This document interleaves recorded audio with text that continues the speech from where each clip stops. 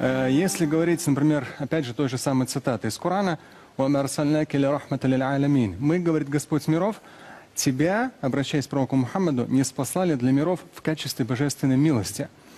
То есть на сегодняшний день всего лишь 1/1000, может быть 10-тысячная из числа мусульман оказалась в системе так называемого международного терроризма. Это может быть 0,1%. Но эту тему, исламский терроризм, эти ребята, сколько им было, 18-20 лет? Они, кстати, родились во Франции или нет? Французы они. Они французы. Они родились во Франции. То здесь очень важный нюанс, который никто не учитывает. Постоянно обобщают. Мусульмане, мусульмане, мусульмане. Это очень маленький процент, раз. Во-вторых, в большинстве случаев пополняют ряды террористических различного рода группировок, которые, опять же, очень хорошо финансируются, в первую очередь, все-таки Западом, в своих интересах экономических и политических, пополняют молодые. И их ни в мечетях, ни в семьях никогда этому не учили. Посмотрите, 14 с лишним веков ислама. Такого понятия, как терроризм, оно начало появляться только после Афганистана, между Америкой и Советским Союзом, когда все это происходило. В исламе такого не было. С точки зрения, то есть самое большое оскорбление для мусульман здесь то, что вот эту всю грязь, может быть даже, да, мусульмане 1,5 миллиарда почти отвечают как бы за этот 0,0 там, 10% из их числа, но в большинстве своем это люди, которых воспитало сегодняшнее телевидение, французское в том числе, где постоянно говорилось исламский терроризм.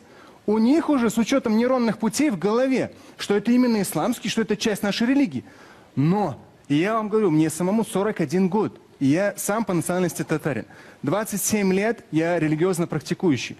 Общался с на разных языках, с самыми разными культурами. В исламе такого понятия, как терроризм, в Коране четко и ясно сказано, что кто убьет, кто убьет одного человека, неважно какой он национальности, просто вот убьет его, то подобно по греху пред Богом, подобно как убил целое человечество. Никто во Франции эту цитату не проговаривал по телевидению.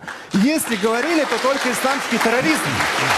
А вот такого рода вещи, то же самое пророк Мухаммад говорил. Верующий человек – это тот, рядом с которым люди, вне зависимости от национальности, вероисповедания, люди чувствуют себя в безопасности.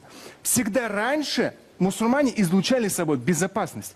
На сегодняшний день мы поедаем результаты, пожинаем результаты, плоды именно и европейского свободного слова и так далее, когда всех мусульман обливали грязью и говорили «исламский терроризм». Вроде как Россия, слава богу, Европа нет еще, отстает. Россия начала разделять последние 3 года. Вот это преступление, а вот это религия. С точки зрения, опять же, подчеркну последнее, религии, то же самое аят в Коране. Больше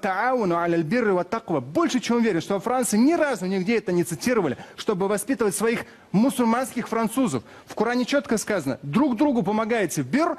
Бир – это любое благо, благостное деяние. Помогайте друг другу в благостных деяниях и в проявлении набожности пред Богом. Набожность – это трепет, это ты когда поступаешь правильно и хорошо. И вы хорошо сказали, справедливо.